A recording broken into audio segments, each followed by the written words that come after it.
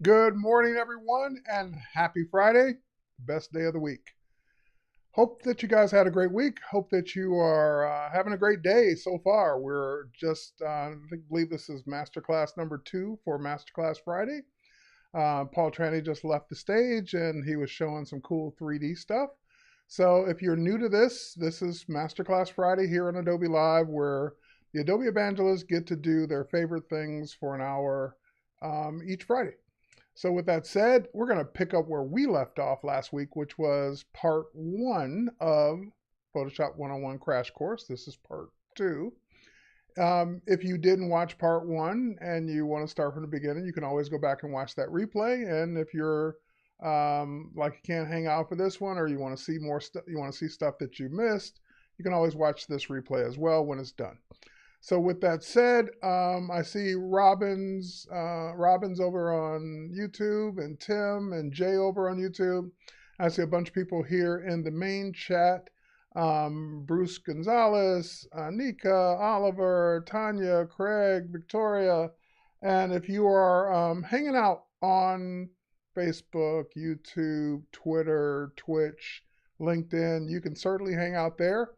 But you're probably going to be better off if you want to participate in the main chat by heading over to b.net/Adobe Live, because I don't always see the questions in real time for the other chats.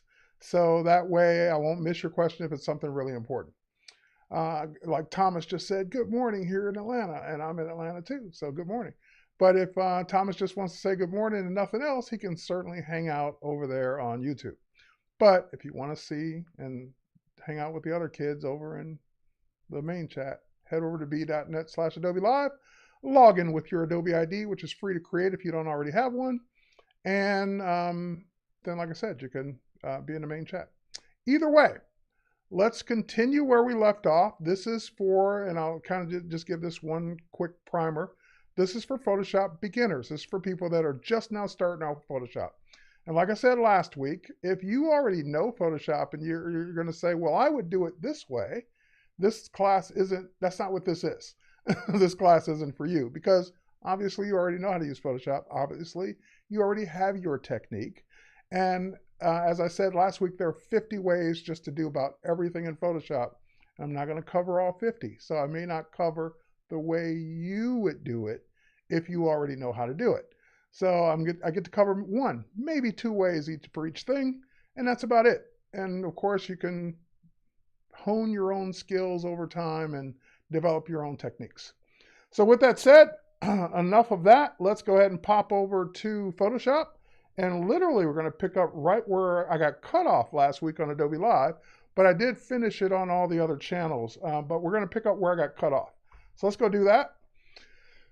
We left off on this image. And there were a couple issues with this image. Number one, the cutout, the masking wasn't that great, especially around the fingers, because I just did a quick select subject and it didn't do a good job around his fingers. So if I were to move the word beach, which is on its own layer, if I were to move that up, you can see the white here between the fingers. So that's that's just a bad cutout. And by the way, there's going to be a dead giveaway that obviously the word beach isn't floating in midair, but it's a dead giveaway of just bad Photoshop. And I was thinking about that before the class started today, and I was thinking, what defines good Photoshop? Because at the end of the day, people aren't sitting over your shoulder watching what you did. For the most part, they're watching the finished results. So whether you took 2 seconds or whether you took 2 hours is irrelevant for the people looking at the image, because they don't know one way or the other how long it took. But if it's good Photoshop, then whatever you did, A, looks good, and B, more important, looks more believable. This doesn't look believable because you'd see the white outline around the sleeves. You see all the stuff that makes it look like, oh, you not only did a cutout job, you did a bad cutout job. So a lot of what you're going to learn going forward today, in the future, all the things we do here in the master classes, is how to be better at Photoshop, how to have more realistic results. And I was thinking about this yesterday in the car. Just think about compositing in general, because that's what this is. It's a composite. It's compositing the text underneath this guy's hands. Um, there are really three areas of compositing that matter, and I'm not going to go down the whole compositing path because that's not the purpose of today. But just to keep these things in the back of your mind as you're going down your Photoshop journey. When you're going to put two or more pictures together and you want it to be believable, the 3 to 4 things you have to keep in mind is the perspective right? Meaning, is the person or thing at the right angle and the right perspective, and does it look like it would really be there? Number 2, and this is Sergio, if you were ever watching this, Sergio shared this post with me on Facebook, and it was kind of like the police posted this post warning people not to go down a particular road because it was closed. But they put an officer on the road with his hand pointing at the sign, and he tagged me in it, and he said, "You guys should get Terry to do your Photoshop." And I was like, well, what's he talking about? And at first glance, I didn't really notice too many things bad. The lighting looked a little off, but the perspective was fine. But number 2, shadows. There were no shadows from the guy at all, not even under his feet. Like one of his feet were like if lifted up a little bit, no shadows whatsoever. So literally somebody cut him out, stuck him on the road, and didn't finish. They didn't put the shadows in to make it look more realistic. And number 3, which is the one I did notice right off the bat, the lighting looked different. And not bad, just different. Like the light on his forehead didn't look like the lighting in the background of the road. So I'm like, yeah, well, that was my first giveaway. Then when I noticed the shadows, I'm like, oh yeah, bad Photoshop. So again, at the end of the day, perspective, lighting, and shadows are going to be the dead giveaways. And this is an obvious one, just bad cutouts. Now, we usually don't see too many of these because people tend to get this part right. But those 3 to 4 things you should always have in the back of your mind when you're trying to put two or more photos together. Does it look real? And usually, if one of those first 3 things are off, chances are it doesn't, and you're not going to fool anybody. Okay, because our eyes have become trained to look for the signs of a bad Photoshop. Now, I cheated last week. I said, because I was running out of time. I was literally doing this at the last minute and I got cut off. I said, oh no, his fingers, I didn't look at that to see if they were cut out right. And so I just moved it down so that his fingers against the sky looked the way they always look, because he was against the sky. Now, and of course, if you still look at the sleeve, it's still white over here. But that was the biggest dead giveaway, was the white between the fingers, the clouds between the fingers. Now, this could be a highlight, like there's a highlight here on the side, but those are the kinds of things that you got to ask yourself going forward. Does it look real? And show it to somebody before you post it. Like, show it to your friends, show it to someone in your house, show it to someone in your office. Hey, does this look real? Or don't even say, does it look real? Just show it to them. Hey, what do you think of this? And let them look at it for a minute. And if they don't see anything right off the bat, just make them look at it a little bit longer. And then say, hey, anything look off on this? And they'll usually see what it is. They may not know what it is. They may not know that the lighting's off, but they'll say something's off. Okay, not going to spend any more time on that, but I will show you how one of the ways you could correct this as a Photoshop beginner. All right, so we have the 3 layers. We're going to do more on layers today. So we have the guy layer on top, the beach layer below that, and the background, the original background. So this is what we started with last week. I did a select subject of the guy. So I did this. Select subject, and it figured out that he was the subject, but I didn't zoom in to see if it was doing a good job around him, and that's what I should have done. So had I zoomed in, I would see that the marching ants, as we call these, this little animation, is not going between the fingers. So I could see right off the bat, if I'd have zoomed in, that that's off. All right, but anyway, when I selected him, and his foot's not being selected, there were other things that I was concentrating on, but not the fingers. Then I duplicated that layer, which gave me this, by itself. And you can see here where I missed part of his ankle. That's fine, because I'm not going to be down there anyway. And then I added the text, and I just moved it. I added the text on top, which looked like this at first. And then I just drug it down to be in between. Okay, so that's how we ended up where we are. Now, how would you, after the fact, fix this? I could start over, do a better selection, and fix the fingers, and then duplicate the layer and fix the ankle, so forth and so on. But the ankle doesn't matter because I'm not putting anything down there, so it's still the same ankle from the background. But if I wanted to fix this, I have a couple of ways to do it. I can erase that white to just simply remove it, or I can mask it to temporarily hide it in case I make a mistake erasing. So we're going to learn about masking today too. But let's say, how would I get rid of this? One of the ways you could do it is to select it. So we're on the guy layer. They have to be on the right layer for what you want to select.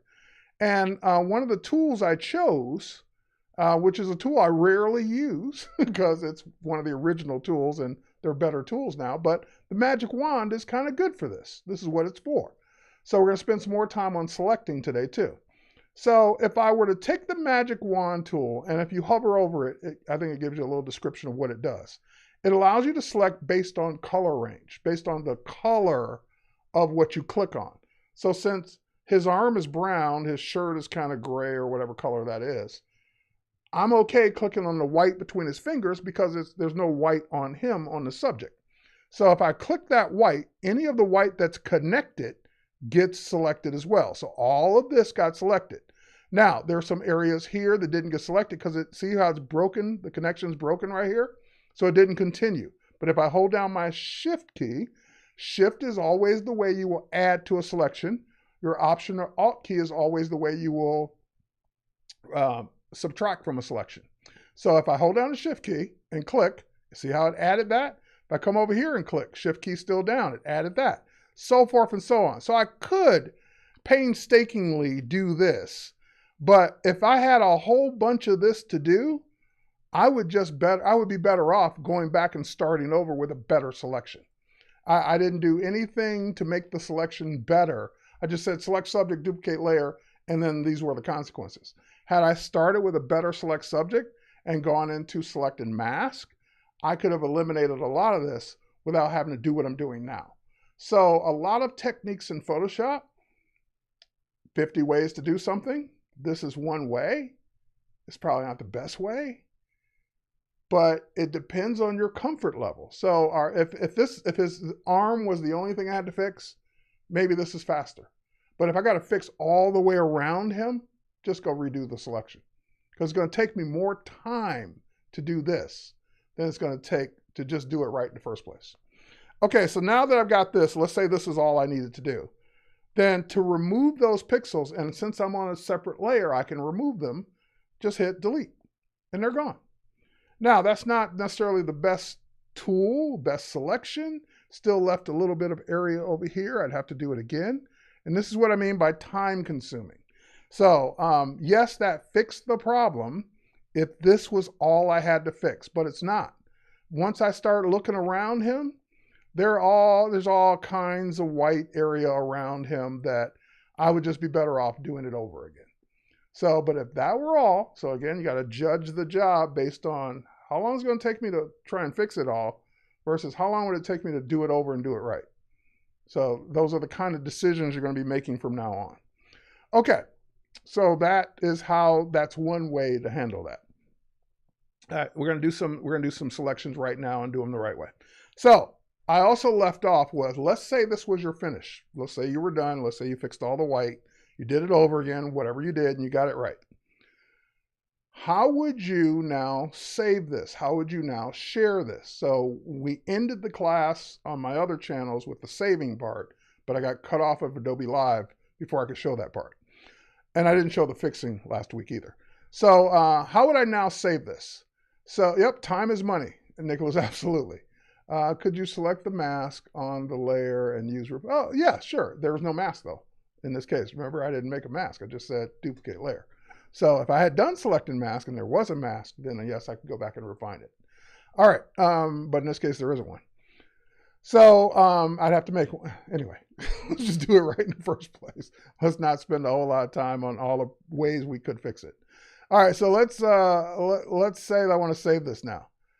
There's two ways you're going to save something. In Photoshop, you're going to save something that you may want to return to and continue working. I didn't leave my computer on all week from last Friday. I saved this and closed it and quit Photoshop and did work all week. And now I reopened it this week right in front, right before the class. So how do I save something in Photoshop with all the layers intact and everything so I can always get back to it to continue working? Well, when you do a save, when you do a save or save as, the format you want to make sure you're in is Photoshop. Now, TIFF will work as well, but I can't give you a single reason why you would use TIFF over Photoshop. So Photoshop is your safest bet. That's always going to contain everything that you did in Photoshop. All the layers, the text will still be editable. All the adjustments we're going to talk about, everything that you can do will be saved in the Photoshop format. So the extension for that is .psd, Photoshop document.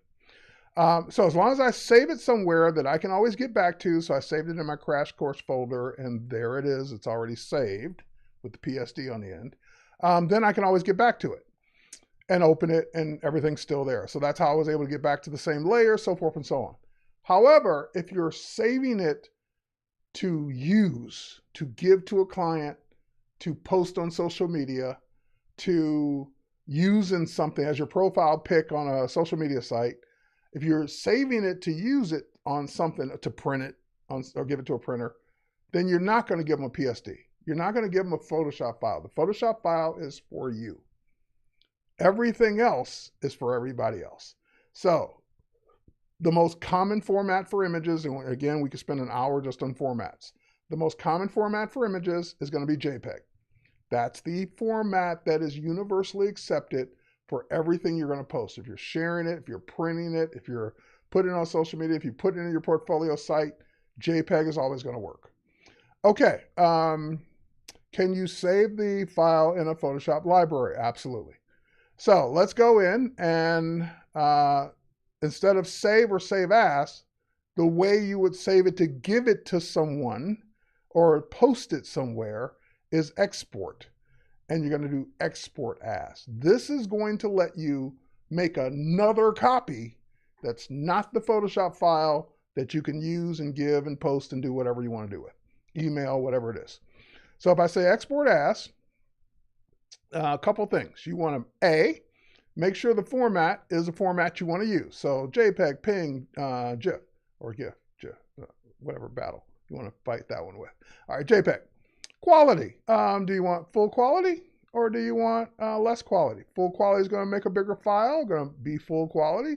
Less quality is going to make a smaller file, won't be full quality. So quality is quality. Depends on what you're going to do with it. Do you need it to be this big? That's the other thing. Do you need it to be 5,487 pixels wide? I don't know. Depends on what you're doing with it. If you're going to print it, yeah, you want full resolution. If you're going to post it on social media, probably not. You don't need it to be this big.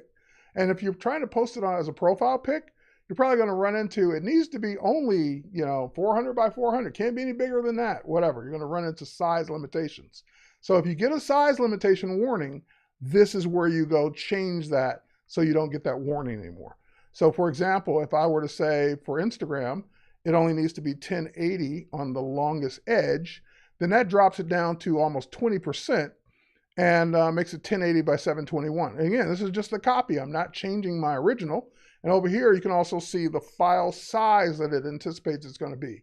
So if you get a file size limit, it can only be 800K or whatever, then you'll know right off the bat when you size it down. So when I say export, that's going to export another copy, and we'll call this one for social.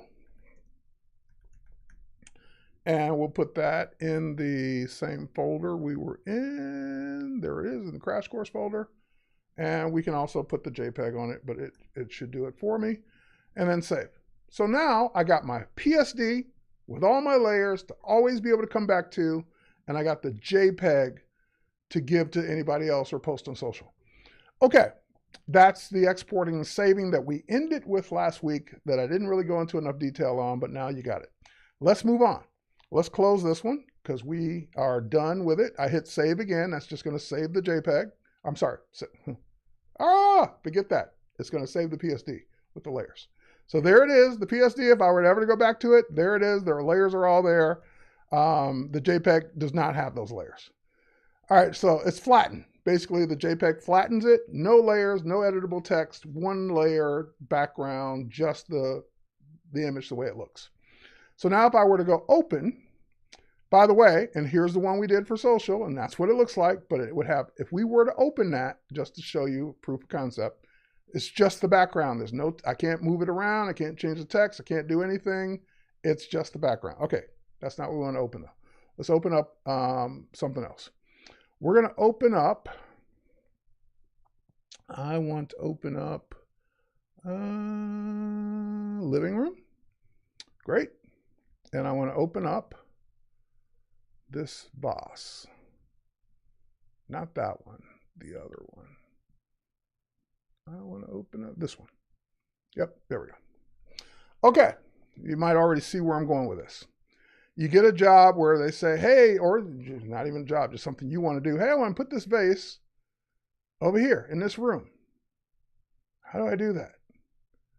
50 ways. Let me show you one of those ways. So one of those ways to do that, let me just give you a primer on copying an image from one, copying the pixels from one image to another. So I want to get this vase over there. I could select the vase first, copy just the vase. I could take the whole image over and remove the background. I can do it, it just depends on, again, 50 ways, whichever way you think is best. So let me show you the dragging way that most people fail at because when they're starting out because they don't know. If I want to drag this over to the other window, you can't see the other window, but you don't have to. You can view and arrange and show them, make them float and all that. You don't have to do any of that. All you have to do is start dragging it, and then drag up to the tab, and that will automatically switch you over to the other window. But don't let go, because when you let go, nothing happens. I just let go. Nothing happens. You weren't finished yet. Go, but now I got to start over. Drag it up to the tab. Don't let go. Drag it down into the window. Then you can let go. If you just drag it to the tab, you weren't finished. So you're now dragging it down and now it's there. So now it created its own layer. If you look in the layers panel, there's layer number 1 on the background, on top of the background, and we can double click on layer number 1. And name the layer. And now, if I'm on the move tool, a layer can be moved around. So I can put the vase wherever I want. Hey, I want it right there. But it's kind of a super huge vase. So that's one problem. Number 2, it's got the old background. That's the second problem. So let's fix first problem first. We can scale it down. Or you know what?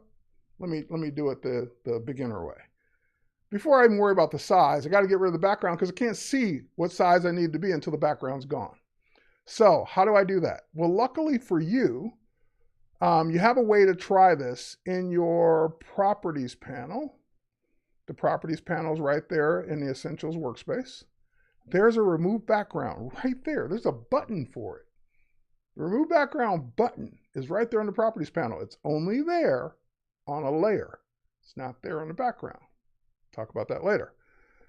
So if I just simply click Remove Background, that's letting Photoshop do 2 things.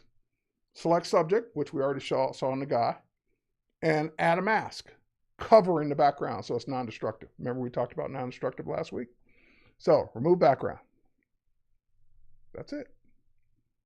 And someone asked, I think it was Dave asked earlier about the masking. Because I did it this way, you now have a new thing on your layer called a mask.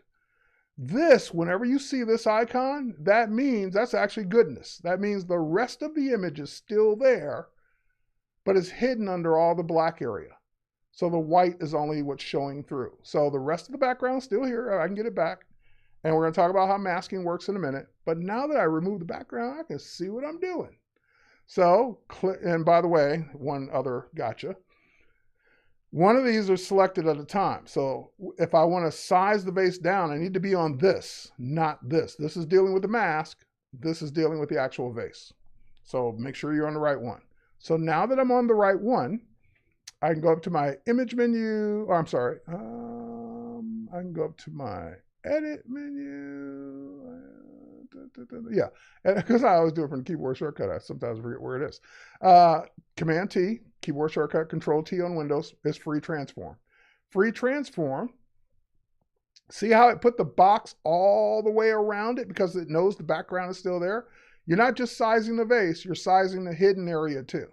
So if I grab any corner and scale down, and I can grab another corner and scale in, I am now making that vase the right size. All right. Remember when I talked about that picture my friend sent me of the officer? What was wrong with the officer? No shadow. This still looks very much like it's floating because it doesn't have anything that makes it look like it's on the ground. When you look at everything else in this picture, there's a shadow being cast because there's a window there. So you have to look at all of the areas of the photo and say, hey, there's a window over there casting light. The shadows are going that way. This vase, like if you showed this to a kid and said, hey, find the one thing that's different. This vase doesn't have a shadow. So that's going to naturally be a giveaway of what's wrong. Floating vase, that's right. So now I got to think about how would I make this look real. So A needs a shadow. B needs maybe two shadows. It needs one underneath it, like just a darker area around the bottom of it. And it needs one that lays down that goes out and is very faint that you can't, because if you look at all the other shadows, you can barely see them. Except for when it gets over behind the chair in the dark area. But this is close enough to the, now if I were to move this back here, then, let's cut it off. Then I may only need the one underneath it. So again, that's cheating. That's saying, oh, let's make it easy. Let's just put the one underneath it.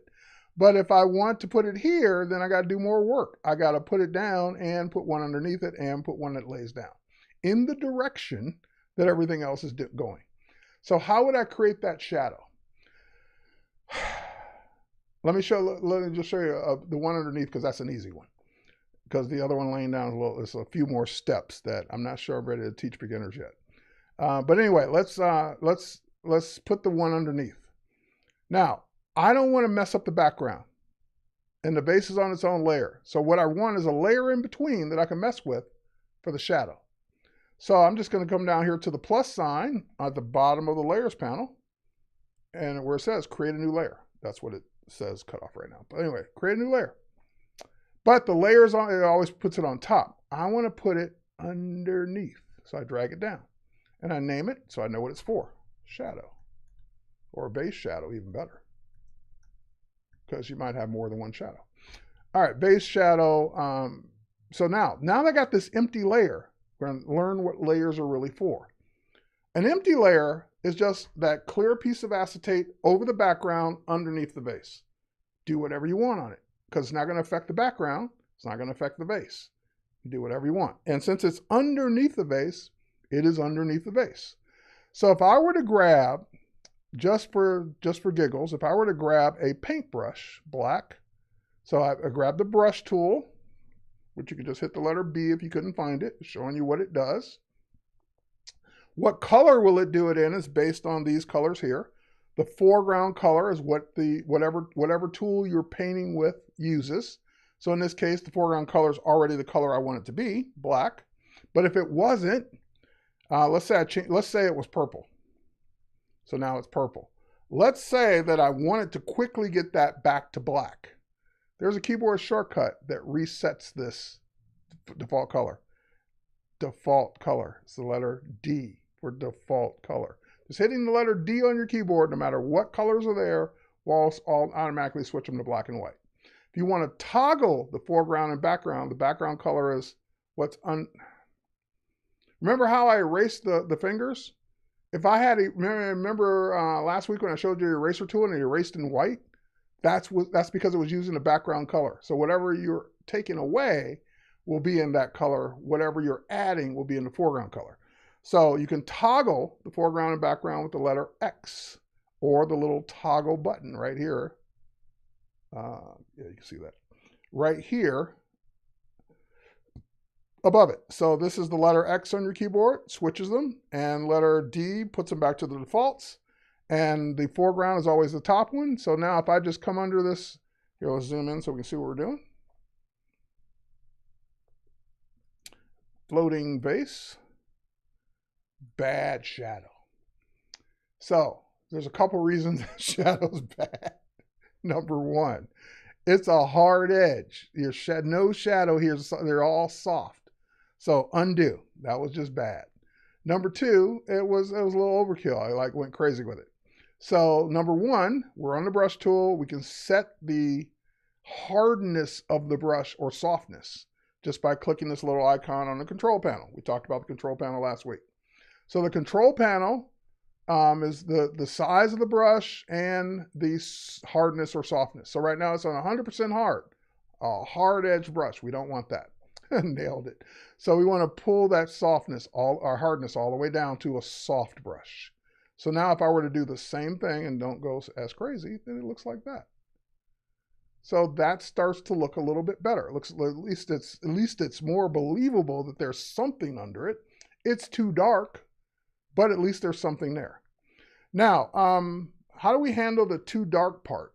Because if you look at the rest of the things, the chair right under it might have the legs of the chair might be a little dark like that, but that's a little too dark for how close it is to the window.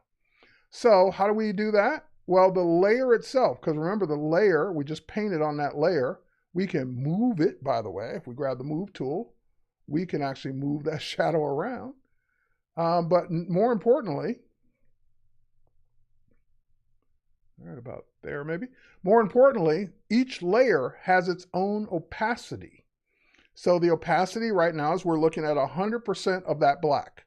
If we were to just simply lower the opacity of the layer, we're making that black transparent. So we can maybe do something like that. Now it still looks like it's floating. That's a perspective issue. Because the vase is straight up and down, the floor is leaning forward a little bit. So that's, remember I said perspective, lighting, and shadows? So we're trying to solve shadows, but the perspective of the vase is still off. But anyway, we added the shadow, we toned it down a little bit. It looks a little bit more believable, but because the front edge of that vase is sticking up, it's never going to be totally believable unless we bring that down. Okay, next up. So let's work on the perspective a little bit. Again, 50 ways to do this. One way you could do it is, again, of the 50 ways, I'm trying to think of the beginner way.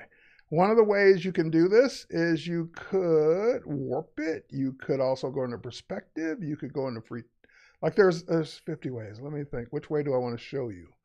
Let's go into free transform. And let's go into, so I hit Command T, and let's go into, warp. Let's go to warp. Okay, warp. This is just showing you what this does, because a lot of times you're going to do stuff and you're going to say, hey, is that right? Does that make it look better? So what I'm doing is I'm simply lowering the front of that vase. And it needs to be pushed back a little bit now, or the shadow needs to come forward a little bit. But that's putting it down on the ground. Before it was up here. Let me zoom in so you can see it.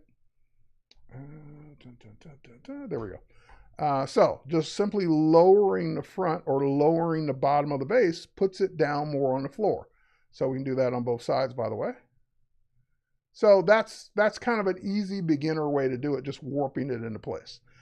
So now when I click the commit button, that makes it permanent, by the way, but that's a permanent change. And now we can simply, actually just easier to move our shadow. Now the shadow's making it look a little bit lifted, so we don't want to go overboard with the shadow, and maybe something like that. Because again, if it were on the ground, you might not see a shadow directly under it like that. So you might just see how I push it a little bit further back. Because if it's flat on the ground, you wouldn't see a shadow. because it's covering what the shadow would be. So in this case, maybe it looks better if the shadow's off to the side a little bit, in the back of it. So you'll start to develop these techniques simply by looking at something and always asking yourself, does that look real? Does that look real?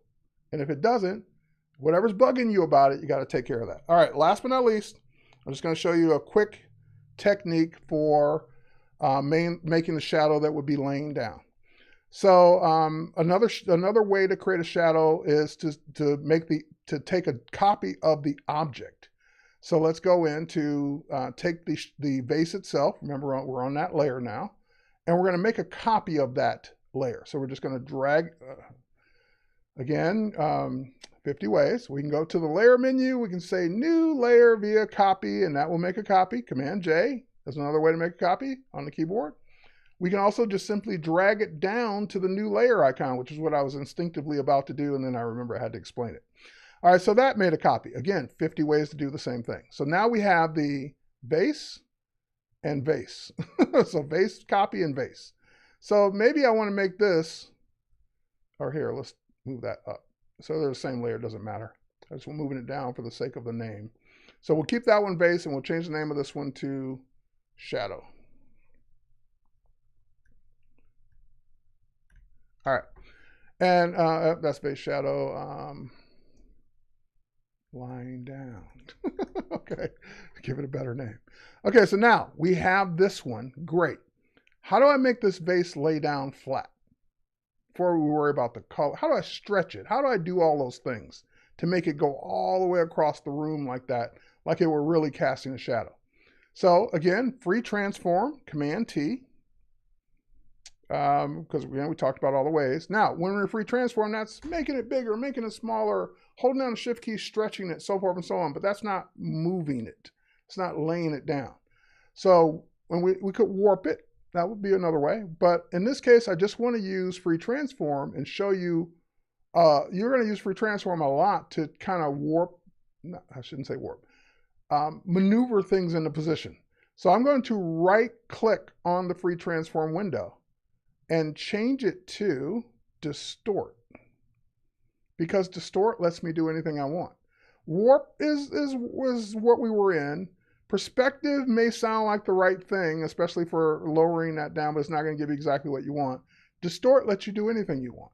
So once I hit distort, nothing happens, but now all the handles move independently. So I could take a handle, I can do like this. I can bend it over. I can take this handle and lay it down that way. I can do this. I can do anything I want because these handles now work independent of each other. So I can start to warp, or to distort it in position and get it laying down flat on the ground. Again, we're going to do a lot of things to it to make it look better, but I'm just kind of getting it lined up in the same direction as the shadows that are already there. All right, so now that we got it kind of in the same direction and we stretched it out nicely, now let's again, we're just doing this quick. Let's go ahead and say we're done with that. And of course, your shadows don't look like that. They don't look like the actual object. They're just in the shape of the object. So how do we get this this shadow layer to look just black and less opaque? So again, lots of ways to do this. We could go to the layer we're on, and we could apply a image command to it, like levels. We could paint it black. We could apply an adjustment layer. Again, lots of things you haven't learned yet, but lots of ways to do that.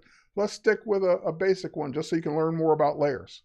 So let's say that I want to paint it black. I'm on this, and I say, oh, you know what? He showed me that black paintbrush. That will work great. And yes, it will, and it won't. Because if I start painting, this is what's going to happen. Yep, it's painting black. Great. And that worked because there was a mask. If there wasn't a mask, and so here, let's get rid of the mask. Let me right click the mask and say,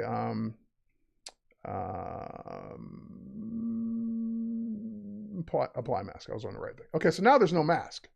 If that mask weren't there and you just start painting, this is what would happen. You could paint outside the lines. So I want to paint within the lines, which is great. The mask let me do that, but the mask wouldn't let me do the next step anyway, so I got rid of it. So how would I paint just on the object itself, not on the rest of the transparent part of the layer? Well, one way you could do that is to simply, I want to go into, I want to lock. There we go. I was looking at the wrong location. Notice there's a lock and there's lots of icons here. Well, one of the first ones is lock the transparency of that layer, meaning don't let you do anything outside of the layer pixels themselves. So if I just click the lock, now if I start painting on the wall, nothing happens. But as soon as I drag that paintbrush across, it does the same thing that the mask did.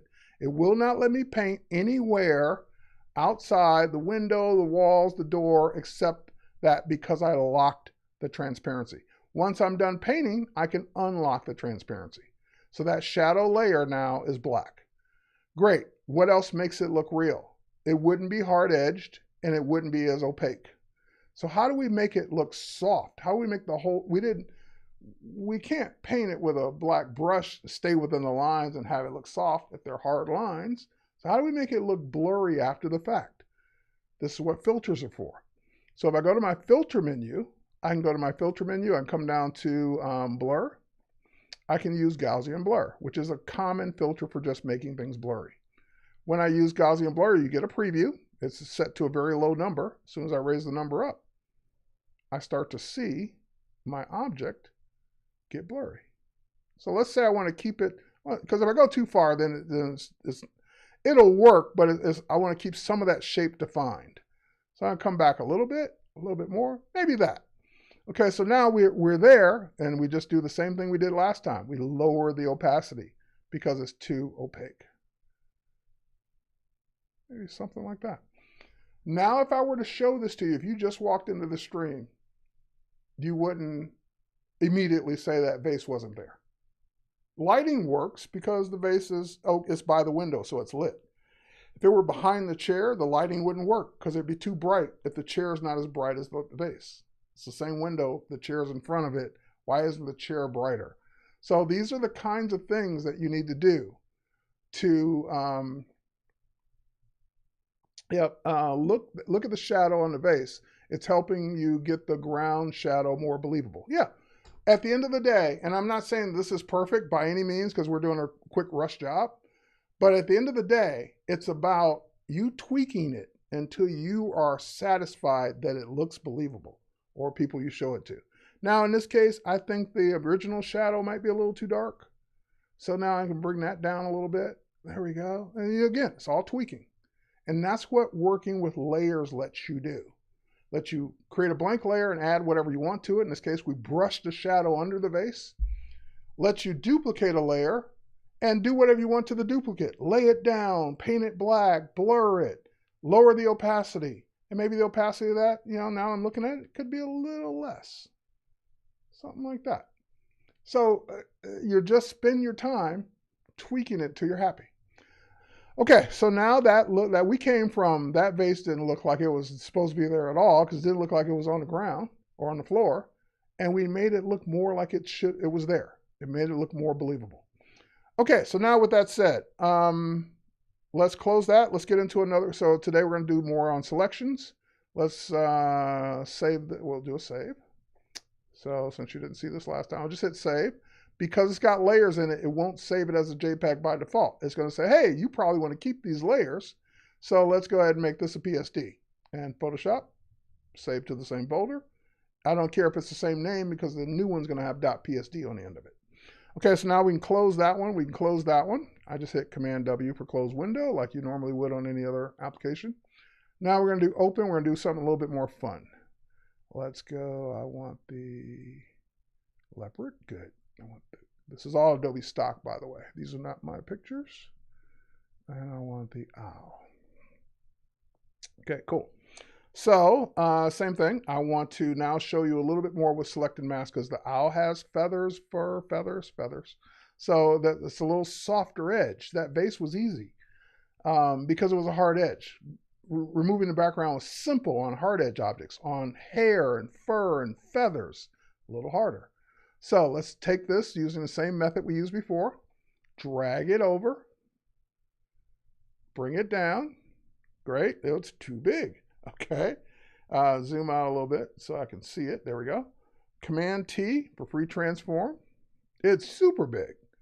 All right, and now the other thing is, if I were putting the aisle over here on this side, that works great, but I don't want it on that side because the leopards are on that side. So I'm going to move it over here, and I'm just going to do one thing. While I'm in free transform, I'm going to right click and flip horizontal. Just flip it over. There we go. And now we'll get it a little smaller.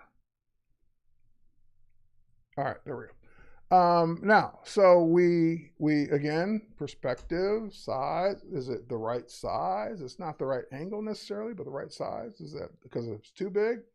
What's the distance between it and the leopard? Would it really be that big that if it wasn't further in front?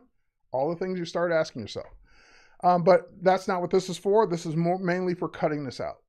So before, remember we did that select subject and it didn't really work that well on the guy's fingers? Well, we're going to do a second part of that would have worked better. So select subject, which should, by the way, let's name our layer so we know what we're doing. Ow, okay. And select subject, which again, should be easy because there's only the owl there. Now, if I were to cut that out, as it stands right now, that would be a hard edge selection because select subject by default is usually hard edge if it doesn't know that there are feathers there or fur or hair. It does a better job on portraits now, so it is doing hair better. But for animals, it's not necessarily going to do it right. So before we say okay, before we do anything, let's go to select one more time and choose selected mask. Selected mask is a workspace in Photoshop that helps you get your cutout better. So if I go to selected mask, this is what we would get normally. And by the way, what you're viewing it on matters. So I'm viewing it on transparency, I think. I'm viewing it on onion skin, which is the transparency. So onion skin lets me do this. It lets me bring back the background and see it really there and then do that kind of thing. Great. Okay, so the next thing that, and by the way, you could view it on black. You can see your cutout that way. You can view it on white, which is irrelevant in this case. You could do it on the layers, which is another way I usually do it. That way I can see exactly what I'm going to get on the layers. And what I want to do is I want to refine the edge. So I want to refine the edge based on the object aware versus color aware. So I'm going to do object aware. I'm going to switch that mode. And I'm going to hit refine hair, even though it's not hair. And okay, there we go. And now, if I were to just simply take the brush, am I on the right brush? Yep, nope, I'm not on the right brush.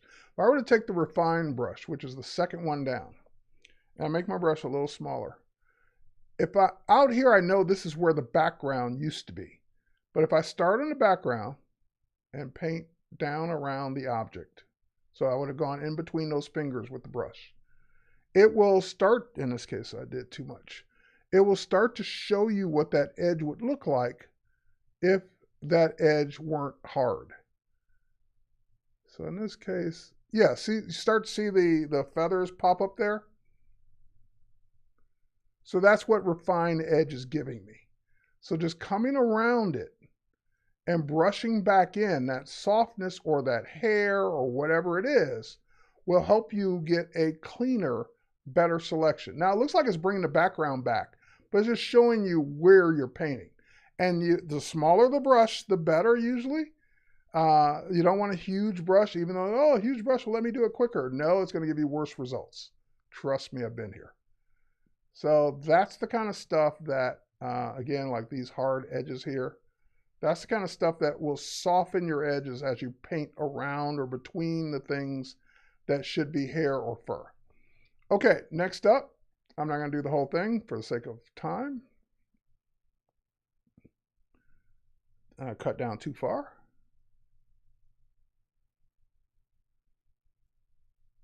Still too far.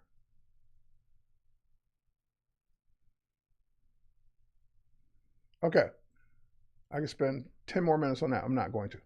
The other thing you can do is you can adjust the smart radius. And that will also, see how that's just automatically bringing it out? Smart radius is designed to find what should be hard and keep it hard, what should be soft and keep it soft. So it's just kind of, don't go too far. Right about there is probably good. And it's just oh, too far. Nope.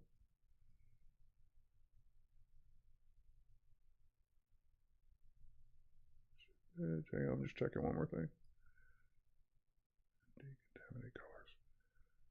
My smart radius is not giving me what I want. It's showing me what I want. It's not giving me what I want.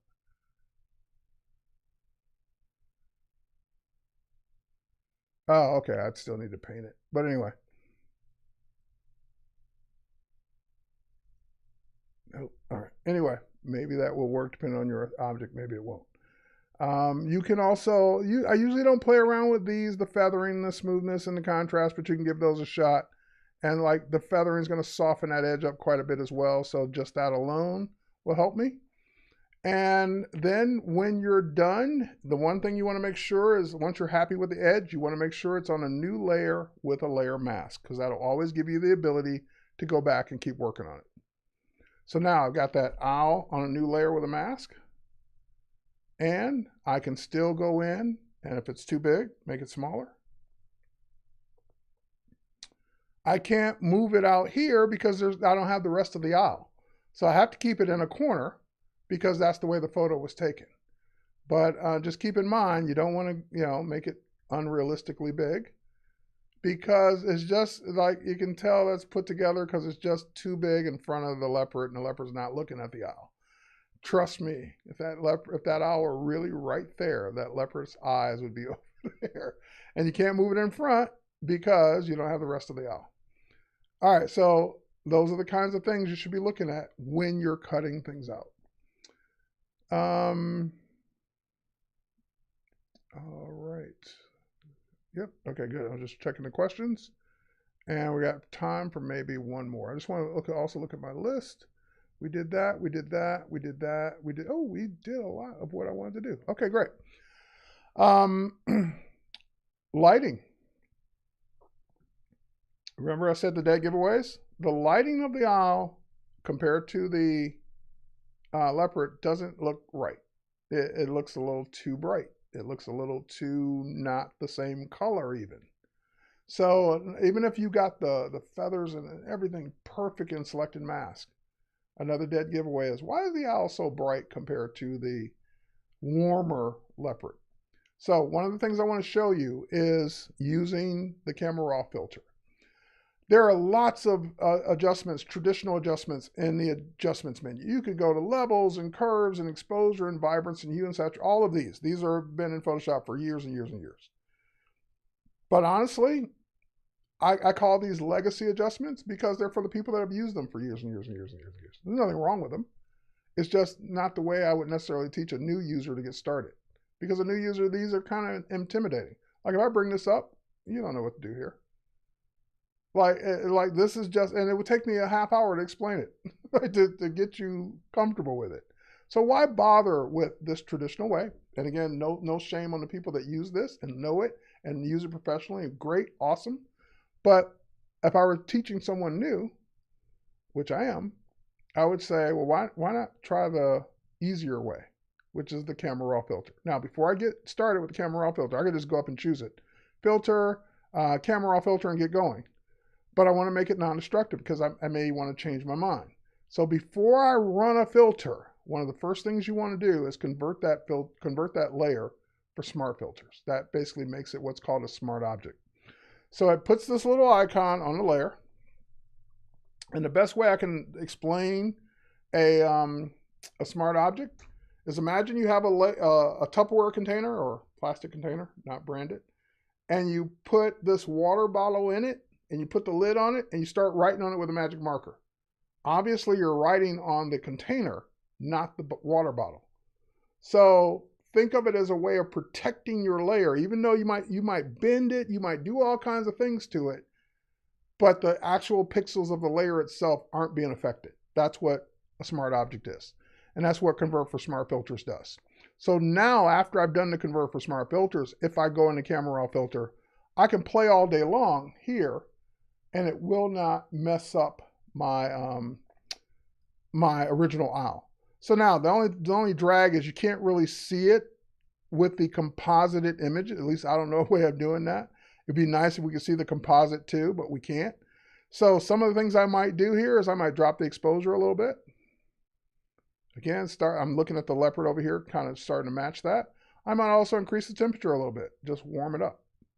Again, looking at the leopard, and again, bring that exposure down just a bit.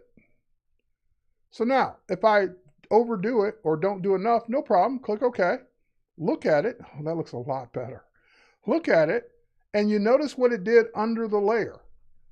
It put the smart filter, the Camera Raw filter, and so everything you did as a smart filter, you can turn off. See, that's our before.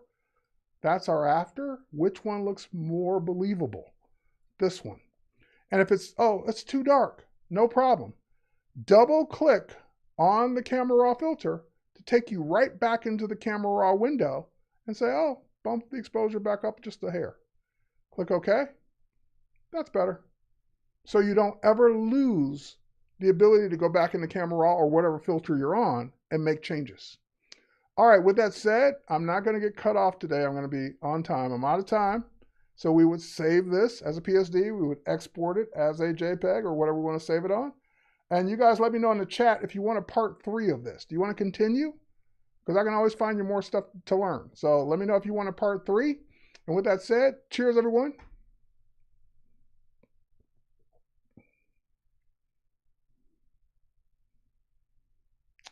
All right.